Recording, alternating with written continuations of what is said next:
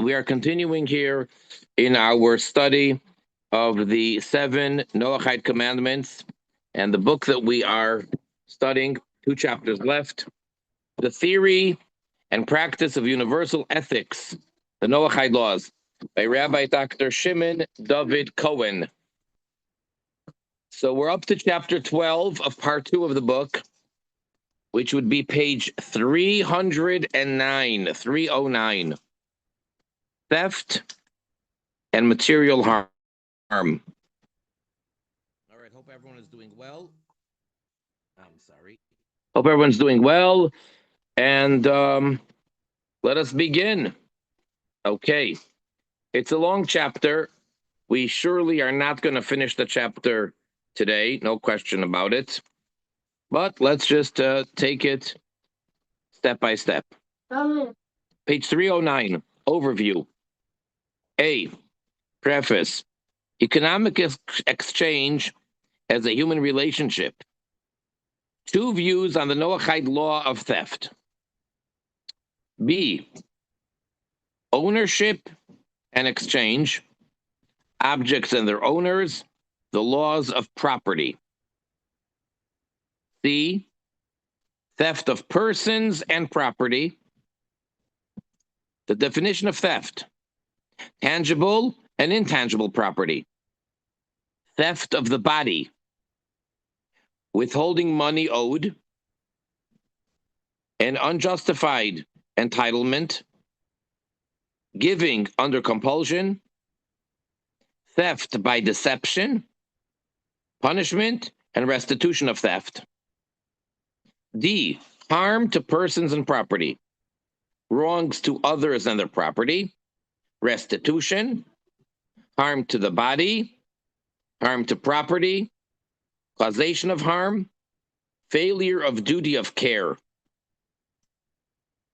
E, regard for others and their property, regard, exploitation, interest, return of lost property, fairness, greed and coveting, charity, love of one's fellow. All right, so that really pretty much is going to cover everything related to the prohibition of theft. Going to go into it into pretty much detail, especially if one were to learn all of the footnotes, then you're really going to do a lot of details. All right, let us begin. Page 310, A, preface. Okay, so here's the introduction. Economic exchange is a human relationship. Now remember, this book was first published in about 10 years ago. Yeah, 10 years ago. So just remember that as we read this next piece. At the time of writing, the world has recently experienced a great international financial crisis. A magazine describes some of the economic behavior which precipitated the crisis. Okay, he's quoting from Time magazine of September 2008. Okay, 2008. Here's how it goes. You bet big with someone else's money. If you win, you get a huge bonus based on the profits. If you lose someone else's money rather than your own, and you move on to the next job. If you're especially smart, like Lehman Bank chief executive, you take a lot of money off the table. During his tenure as CEO, he made $490 million before taxes, cashing in stock and stock he received as compensation. A lot of employees whose wealth was tied to the company's stock were financially eviscerated when Lehman bombed. When the CEO is unlikely to show up applying for food stamps. Okay, a little sarcasm there. The collapse of a number of banks propelled a global crisis. A number of analysis of the causes of this crisis have put it down to greed. An extraordinary attitude of greed. Covetousness, meaning to desire to want someone else's. And indifference to the livelihood of others enabled the global financial crisis to occur. Greed is not commonly grasped as one of the most basic offenses against civil society and the relations of economic exchange between persons. It is not as visible and palatable as theft, fraud, damages, or price rigging. It is one of the more subtle transgressions. Yet, in a sense, it could be termed the root of all the specific manifestations of injustice in the material interactions of human beings in society. And of course, recently, we had the terrible event of I don't know if he was convicted yet, but the alleged murder, someone murdering the CEO of a big insurance company. And the way the story goes, of course, as you all know better than I, that he was the fellow who is accused with the murder was a victim of greed and of injustice of the system of the insurance. And he was taken advantage of, a young person who suffered, and we all know the story. And that led him to do the most drastic act, if indeed he did commit it. You can't justify murder, but we could understand where it's coming from. And again, we're talking over here about greed or covet. Greed signifies a lack of mutuality, of concern for another's property and livelihood. Okay, that's really the key over here. The public condemnation of greed, therefore, represents a higher consciousness in economic relationships. In other words, if the community of society will condemn such behavior of greed, that's the beginning of uprooting the problem. It is a prelude to one of the highest levels of regard for others, the positive concern with charity for and the welfare of the other. Theft is the lowest and most negative of human interactions over property and persons in the material and physical dimension of human existence. Right? If someone else has property, which is rightfully theirs, I have no right to steal it from them. It's theirs, not mine.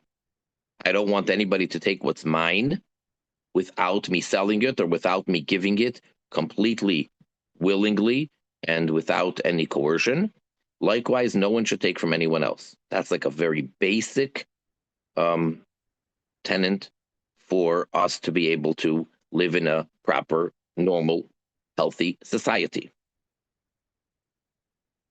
The Noahide law of theft has to do with exchange, involuntary and voluntary, between people in regard to their property and persons in matters of quantifiable value.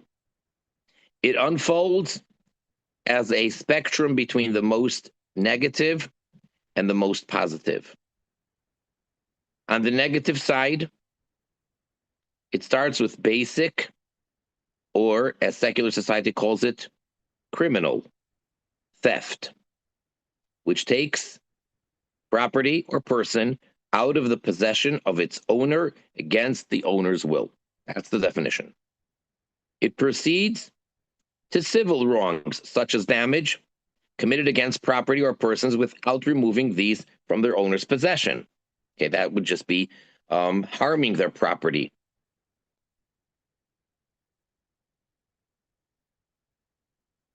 And it concludes on the positive side with laws of regard for the other, which culminate in the love of one's fellow as oneself. And that's an extreme.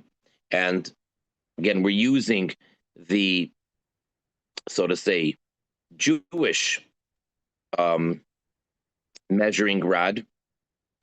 And of course, it's based on the verse in the Torah, in Vayikra, Leviticus, where it says, that you shall love your fellow as yourself. That is definitely, I would say, definitely a Jewish commandment.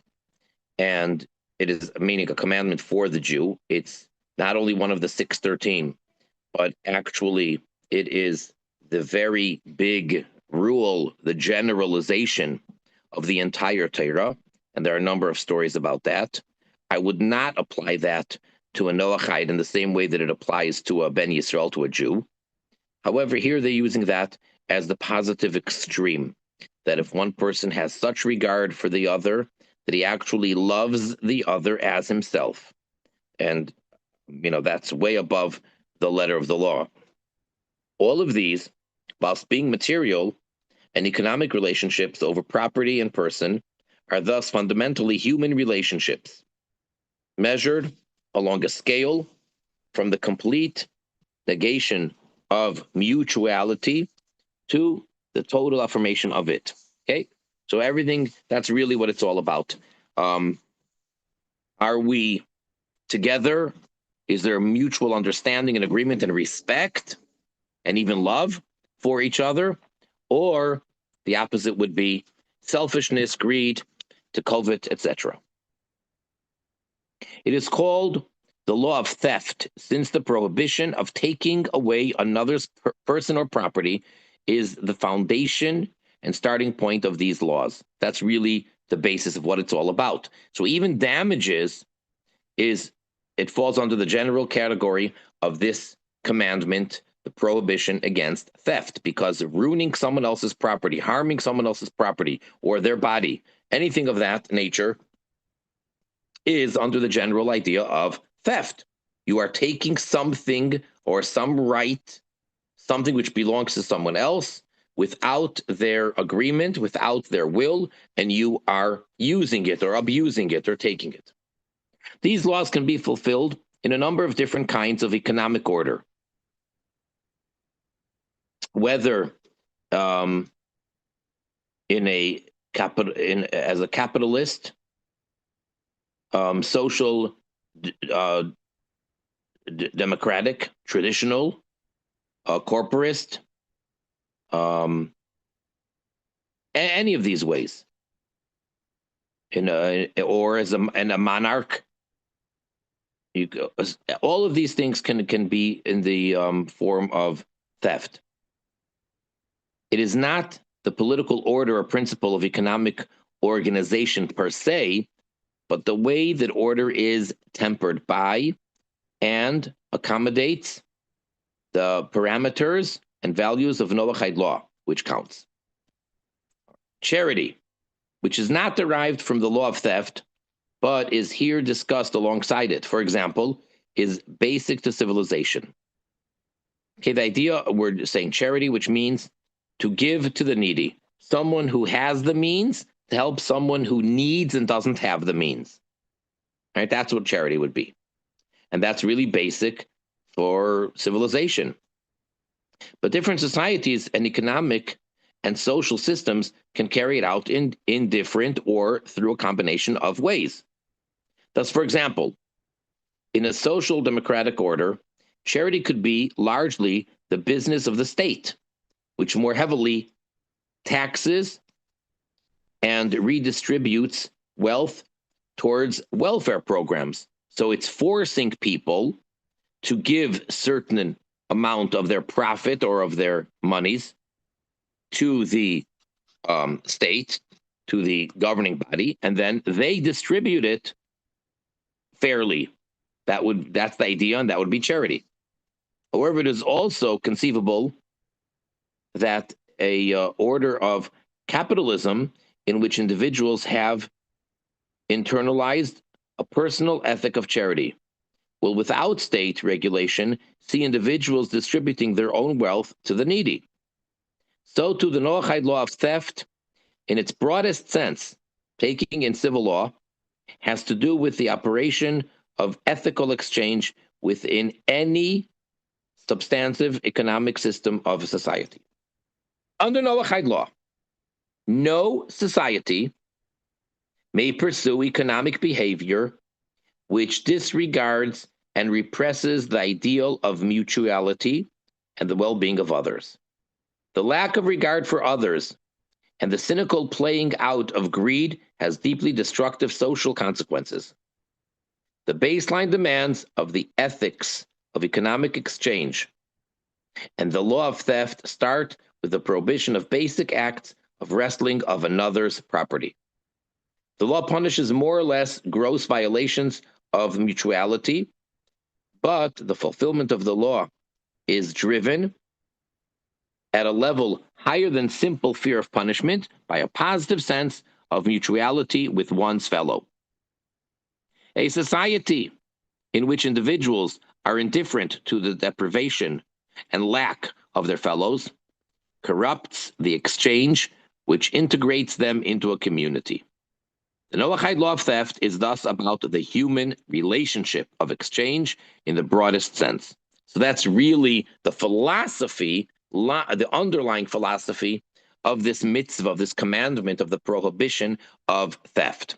It's all about human relations on the broadest level for the community, for the world at large, that people have to respect the property and the rights of other people, and that way everybody is respected and everybody has their rights and everybody has their belongings and everybody has their self, instead of it being a jungle and being chaotic. Okay, now he's going to introduce two views on the Noahide law of theft. The first one is going to be the one that categorically we go with, because that is the opinion, as we'll soon see, of the Alter Rebbe, the first Chabad Lubavitcher Rebbe, Rabbi Shneir Zalman, the author of the Tanya, the basic Hasidic philosophy book, the Tanya. So he wrote a Jewish code of law after the original Jewish code of law. He then, using many, many sources, wrote his own Jewish code of law. And there he, we're actually going to quote a translation, a quote of what he writes there. So that's going to be the first opinion. So as far as we're concerned, that's really the opinion they'll go with. But in order to have the full picture and the full understanding, we are going to fairly present two views on the Noahide laws of theft.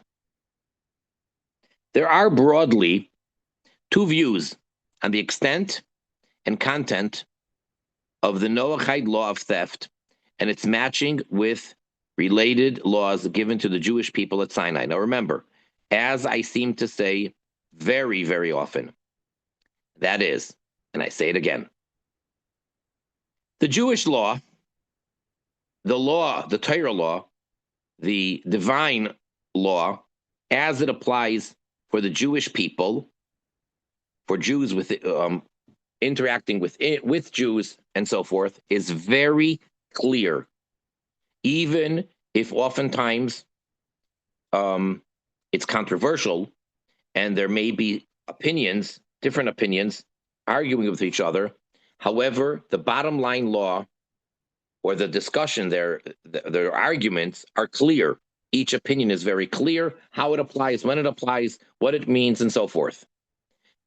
To know exactly in detail how and what applies to the Noahide is not as clear. When do we apply the law as it is for the Jew? to the non-Jew, to the Noahide. When do we, when don't we? So here, the first view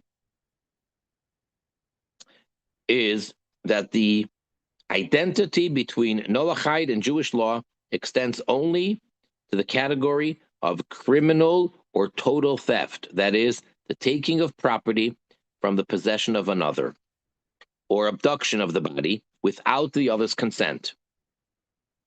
And this is stated as follows, and we quote now. First, we're going to quote Maimonides, the Rambam, in the Laws of Kings, where he speaks about the Noahide commandments. So when he gets to this one of theft, so the Rambam writes as follows: a person is liable for theft, whether he robs openly or takes by stealeth property, or steals, abducts persons. That would be called, I guess, in our terms, kidnapping, or holds back the wages of a worker and the like. He's just not paying a person that he owes him the money. Somebody worked for him and he's withholding wages. So also, even a worker who eats from the produce of the employer at a time other than when he is working. In other words, on the job, when he's in the field, he's permitted to eat from the produce. But if he's not on the job at the time and he eats from it, that is stealing. For all these, he is liable for the full penalty for theft and is in the category of a robber. All right, that's how he translates it into English. In accordance with this view, according with Maimonides, it has been written by a later authority, and he's referring to the Alter Rebbe, Rabbi Shneur Zalman, that with regard to the details of the prohibition of criminal theft and robbery, there is no difference whatsoever between Jew and non-Jew. So the Alter Rebbe writes that quite clearly. It is in, as he mentions in footnote 3, he tells us, he references exactly where it is.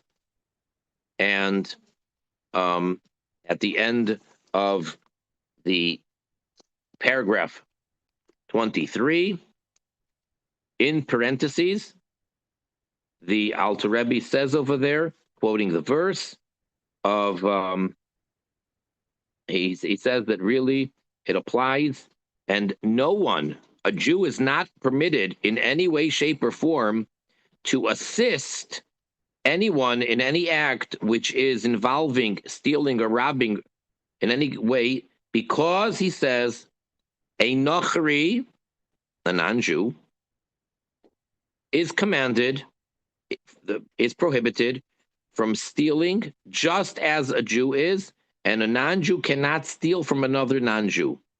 And he says clearly that it is from the 7 Noahide commandments, and the penalty, he is obligated. It's a capital offense, even if he stole or robbed his fellow non-Jew. So it's not only a Noahide stealing from a Jew, you would think, but even a non-Jew stealing from a non-Jew, that is a capital offense.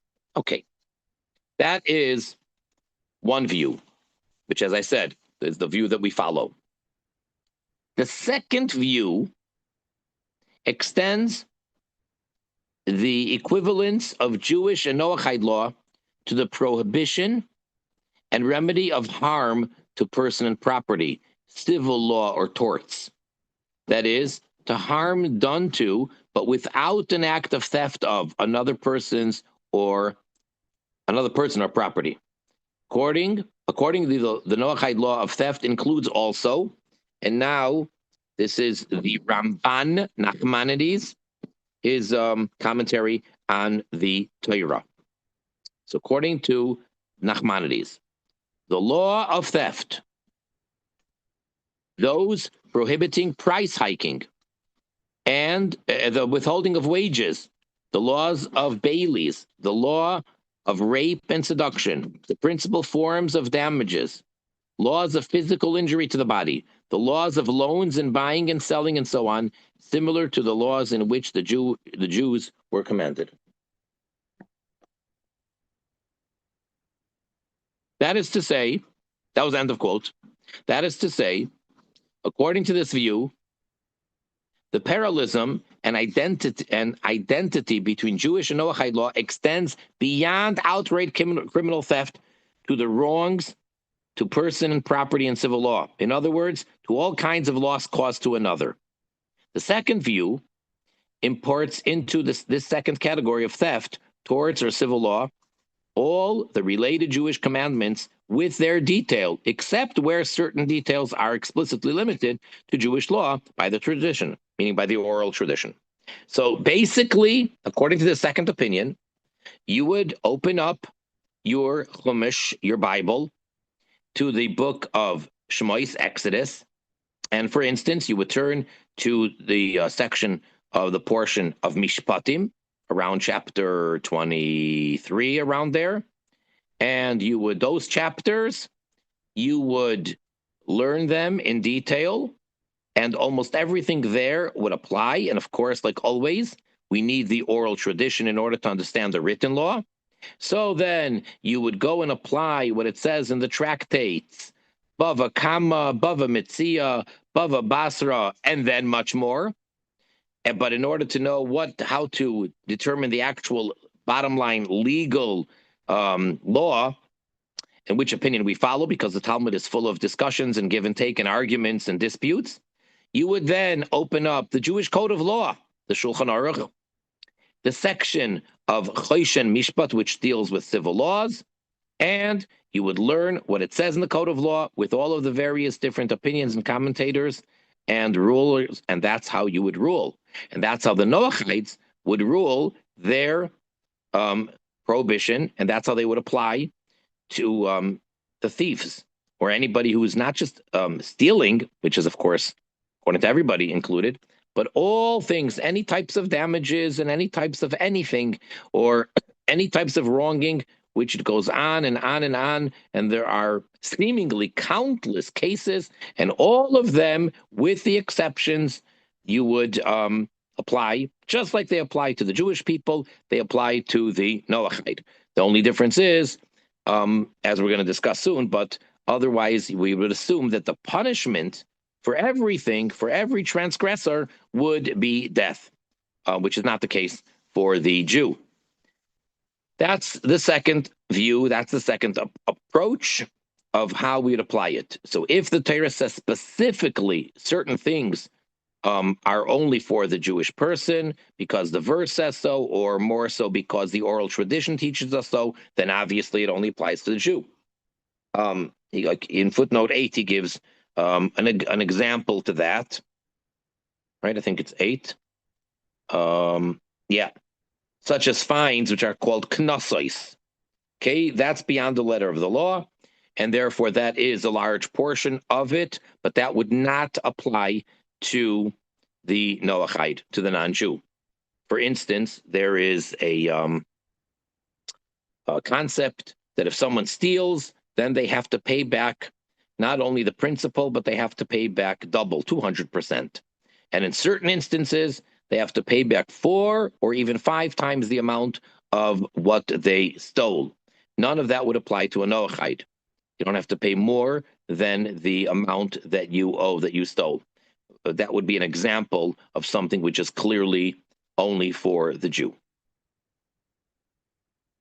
It also extends the parallelism to a number of imperatives relating to regard for others, which are neither outright theft nor harm to property and person. These include prohibitions of actions which negatively could lead to theft, such as coveting another's property. So yes, it's one of the 10 commandments, but not necessarily does that prohibition apply to Noahides. According to this opinion, it certainly does. Or which have a limited aspect of theft, such as price overrating, to jack up something which is in an outrageous way. Well, that's the price. I own it, and this is my company or whatever, and I could just do what I want. So for a Jew, it's again very, very clear how much profit one can make and how much they can raise the prices and so forth. So again, according to this view, that would apply equally, the exact same measure, to non-Jews. There are, in addition to these, further obligations in Noahide law, which positively express regard for others, such as charity and the love of one's fellow. So again, this is taking a verse where it is clearly speaking to the Jew, as I mentioned before, to love thy fellow as thyself, and extending it and saying, well, everybody has that obligation, and that everybody should love their fellow as they love themselves. This is all according to this opinion. These are not included formally in the Noahide prohibition of theft. Yet, as the highest form of regard for others, they constitute the ultimate motivation to protect the person and property of others and to negate of all forms of theft and harm to them. For this reason, they are included here. The first view of the law of theft is also not limited to basic total theft. It also treats the topics of wrongs under civil law. And it is concerned also with the topics which come under regard for others, inasmuch as all of these are rational matters relating to basic social order and stability in the interpersonal material dimension. So that's how it would be, even according to the first opinion. The essential difference is that this view allows for individual societies to develop their own content for these areas of law and morality. In other words, they don't have to follow the Torah law as it is for the Jewish people. They just have to make sure to have a just, proper law system in order to protect everybody and their property. These rational social values indicated in Scripture are accordingly upheld negatively. They may not be negated or ignored, but society can find its own way of implementing them. Let's see footnote 10. So, for example, charity is an indispensable value of civilization. Indeed, the destruction of the city of Sodom, which was held biblically to be due to its indifference and disregard for the welfare of others. I mean, that's an extreme. Sodom, according to the oral tradition, had crazy standards. In the words of the prophet Ezekiel, behold, this was the iniquity of Sodom, nor did it strengthen the hand of the poor and the destitute. So one basic problem with Sodom was they outlawed helping the poor. It was legally forbidden for a person to give charity, to give food, clothing, money, any type of help to someone who was needy and didn't have it. We see today that societies which grossly neglect the basic welfare of some or many of its citizens are in a moral crisis, which often becomes a political crisis. This harsh indifference or neglect is itself a barbarism which will not be socially tolerated by their own citizens, because it just doesn't make sense. And of course, we see what's going on today in the world. It's incredible. This was, published some 10 years ago. But today, as we speak, we see how society itself and how citizens are not going to put up with so many injustices.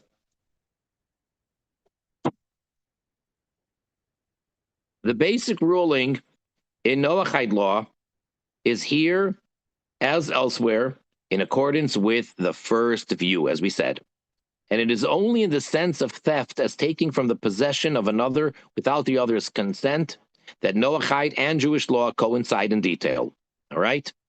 Even in this area, there will be some differences based on the principle that governments can make their own laws concerning property and ownership, which will also affect the concept of theft, as discussed below. In all other areas of the law of theft, societies can create their own laws, providing they express in the sense of not negating the values indicated by Scripture as socially rational in these other areas. So yes, so they should use the Torah as a general guideline, or to get the, so to say, spirit of it, the sense of the right and the wrong, but they don't have to exactly stick to the Torah law as it applies to Jews. Okay, I know it's getting late and we want to open up for discussion or for questions, but let's try to get up to section B. The broad topic of theft covers the relationship between persons and property and the ownership which theft infringes. Thus, the first topic to be discussed now is going to be in this next section, which, B, has to do with the classification of persons, property, and ownership, and the levels of ownership which apply to person and property. Hashem, governments, and individuals are owners. How and the extent to which their ownerships over person and property concurrently coexist impact on the laws of property and its proper exchange, which theft infringes. From this discussion, we proceed to C, the concept of the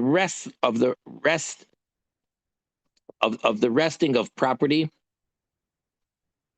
from the ownership of another without the consent of its owner, in which Jewish and Noahide law are identical.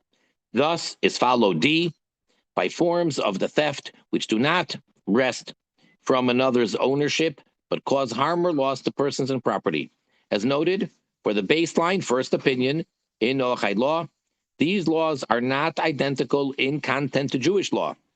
It is sufficient to set out the categories and rational values indicated by Scripture and the tradition which society in its own way should uphold, unless it wishes to take on the detail of Jewish laws in these categories, as a second view requires. That's okay if they want to. If a particular country or governing body wants to follow the Torah law, and that's how they want to set their laws, by all means.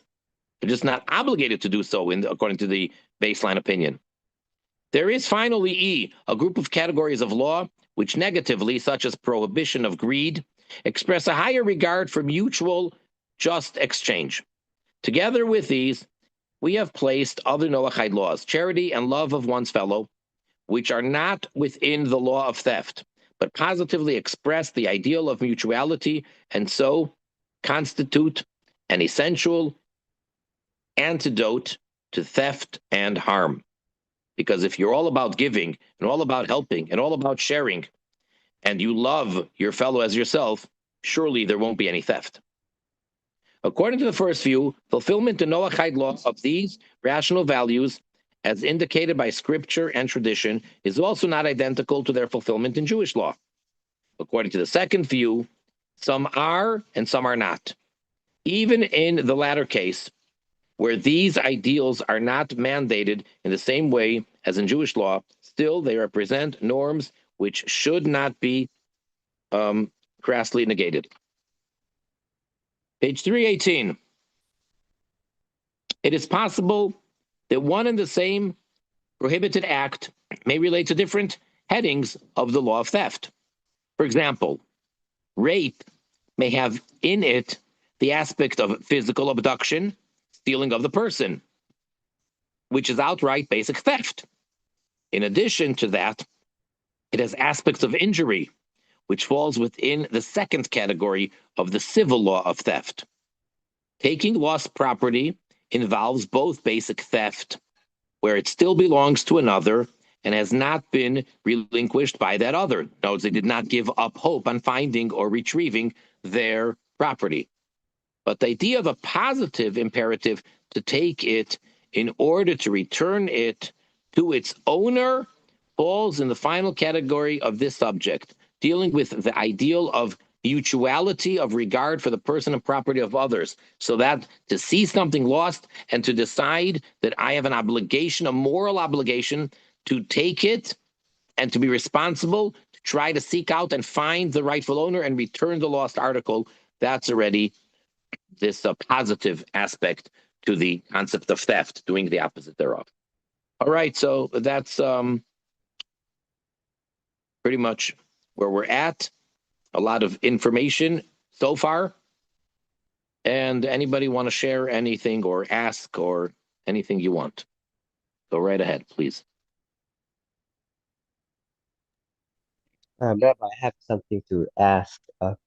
Usually, sometimes, especially in my area, usually I get asked by about homeless individuals and people who are not fortunate, they need money, and usually I would refuse the request in a kind of not mean way, and I would like to ask if that was an appropriate response. Yes, but that reminds me, thank you, that reminds me of something else. And that's also part of this general idea of theft, etc. Unfortunately, um, until this moment at least, the world that we live in um, has what they call scammers, people that are cheating. So just like you're not permitted to um, commit any of these crimes, you're not allowed to steal in any way, even if it's not outright theft, such as withholding wages, etc. However, you're not obligated to be a victim and to fall prey to someone who is trying to um, steal from you. And um, unfortunately, some of the people, I mean, at least in North America, United States, you have all over the place these people that seem to be very much in need, homeless people. And I'm not sure, but I would assume that many of them are indeed homeless, are indeed very needy, and that to give them would be a very, very important high form of charity. However, that may not be the case with regards to all of them. And it's very possible that some or many of them are actually scammers. And this is just a way that they're um, trying to take money. I don't know. So the question then becomes, when is one obligated to give charity? When are they not? And again, we're not going to necessarily apply the Jewish law, because in Jewish, the way the law applies for Jews is very clear. When a person is obligated to give, to whom he's obligated to give, how much he's obligated to give, all those details are quite clear. So I would say that if you have a lot of homeless people and you're not in the position to be able to support all of them or to give them as much as they need or as much as they want, you're not obligated to give them anything. However, unless you know that they are not legitimate, that they are scammers, if you don't know that, then you do need to be kind to them and to politely, if you're not going to give them anything, to politely um, reject them, but to show them compassion, to show them that you have pity and mercy. Because in any case, even if the person's a scammer, the truth is you feel bad for them, that for whatever reason, this is the form of what they're doing. So you still feel bad for them.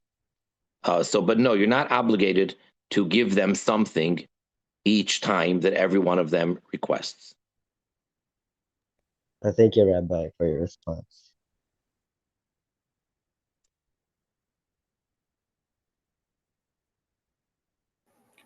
Anyone Nick, else? Yes, you said about society's free to determine how property laws work and all that stuff. But what about the penalties? Uh, like for instance, in our country, there's no amount of things you could steal that would get a death penalty. But if the Noahide law says that any type of stealing is death penalty, like how does that work out? So like anything else, we do not have the ability to do that, and therefore it's just not implemented.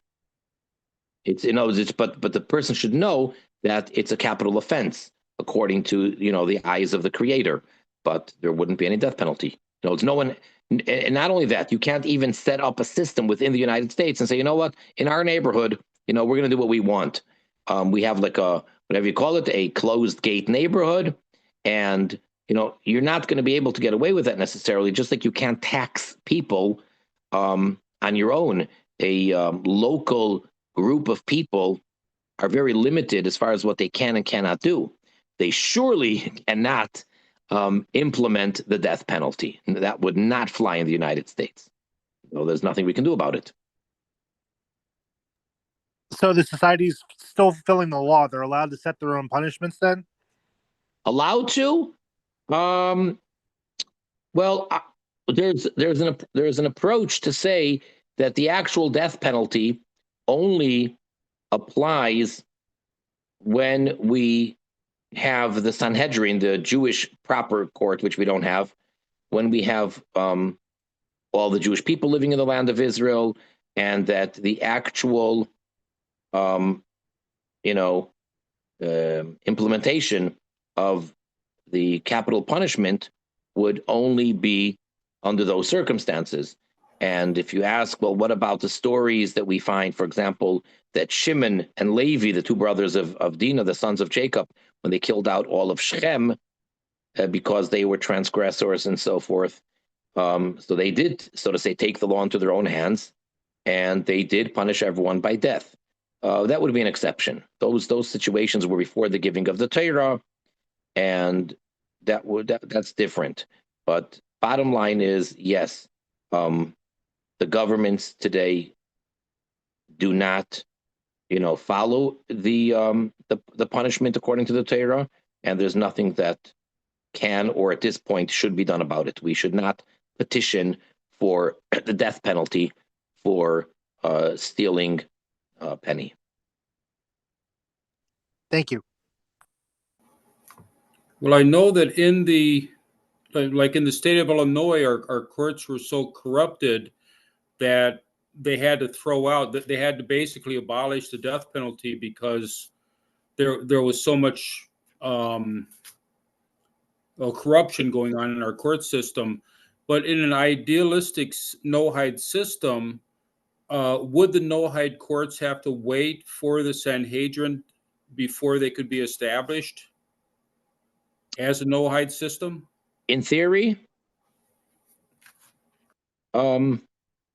not necessarily.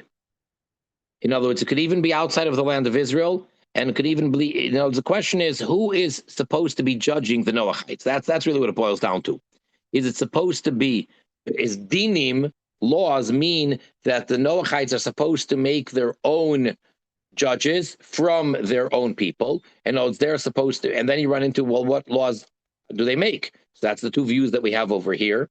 Are they supposed to follow Torah law, or are they supposed to make their own laws of what's proper and what's improper, what's permitted, what's forbidden, etc.? And then they're supposed to be the judges themselves, and they're supposed to be the ones to put to death. And then the question becomes, which death penalty? So then we say that it's anytime it's decapitation if it's in the Noahide. So yeah, so in theory, you need not wait for the Sanhedrin, and you need not wait for all the Jews to be residing in the land of Israel or for the Beis HaMikdash. But I would say that's really theoretical.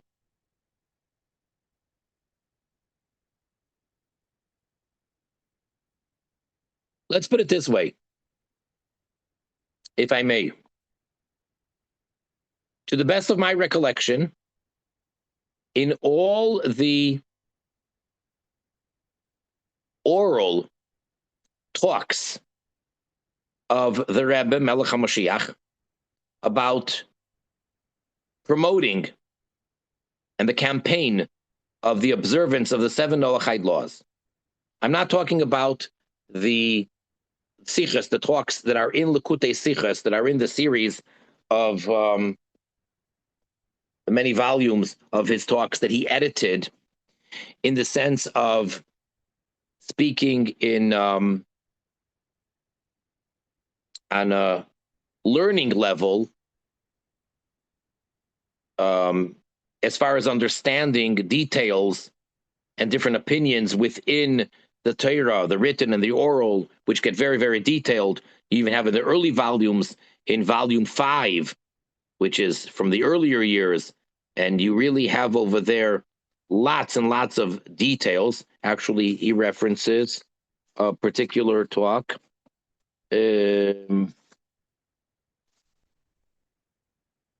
Or did we have that? Or it's coming up later. Any rate, besides for those talks, yeah. We all the times since the early 1980s, where speaking time and time again about the importance of bringing the message and explaining and teaching and promoting the 7 Noahide commandments, he speaks about it in great length, and yet I don't recall at all ever where he speaks about the penalty of the capital punishment, or to even introduce the concept, not just to actually introduce it, which of course, as I said, practically is not possible, but to even present it as such. In all the hours, which are many, the many, many hours where the Rebbe Melech HaMashiach speaks about the importance of the Jewish people educating and informing and influencing everyone to keep the 7 Noahide commandments, he doesn't mention that, to tell them that, at least theoretically, the punishment for each one of these is death. Because our approach right now is to simply inform everyone and to try to influence them to keep them. And we're not necessarily doing it in a way of with a stick out of fear, but rather with the mind that this is something which is necessary and that it's the right thing to do. And we're doing it, if you will, out of love instead of out of fear. So I just think it's an interesting note to take. Hours and hours where he's speaking about, and I could be wrong, but to the best of my recollection, hours and hours and hours of talks throughout the years, talking close to a decade, where we heard him speaking about the importance of the Noahide commandments, and I don't recall that he ever mentions in any of these oral talks the fact that it's actually capital offense to transgress any of them. I think that says something.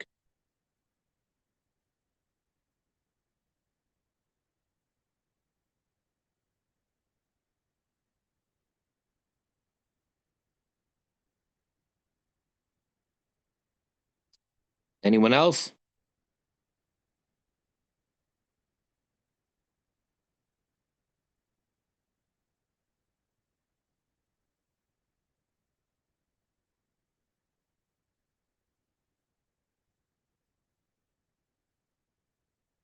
Are you all with me?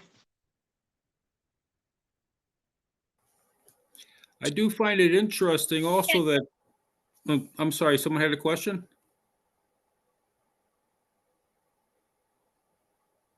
I did find it interesting that he mentions that the laws of theft are independent of the economic social system that's in place in a particular country. Yeah. That these principles, I guess the different societies, the different Noahide societies can have different social systems, but yet the laws of theft would still apply in each one of them. Right. Yeah. So it does give you a lot of room for each government or each society. Then we're going to get into the whole idea of having, a monarch, or how does that work? We only did part A. Still have all the rest coming up.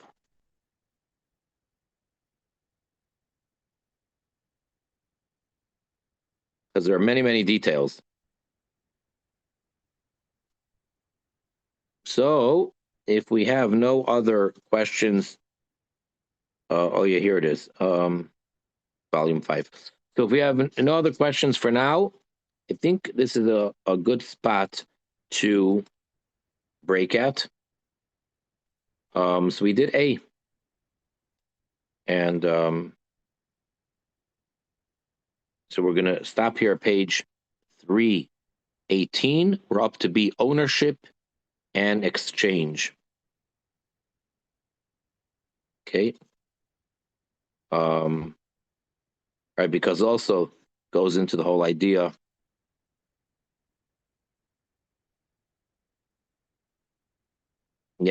of exchange of possessions.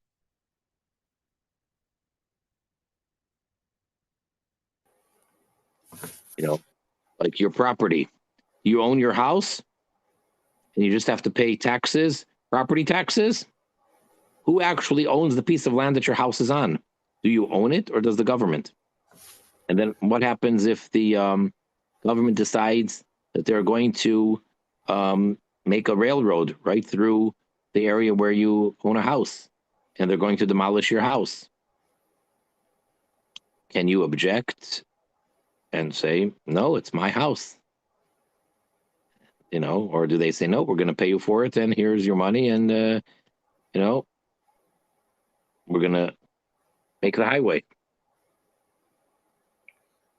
All right. Who owns where? Who owns the air rights? Who owns the mineral rights? Who owns the water that lands on your land? Right. That's right. Right. Where does Hashem come into the picture? That's right.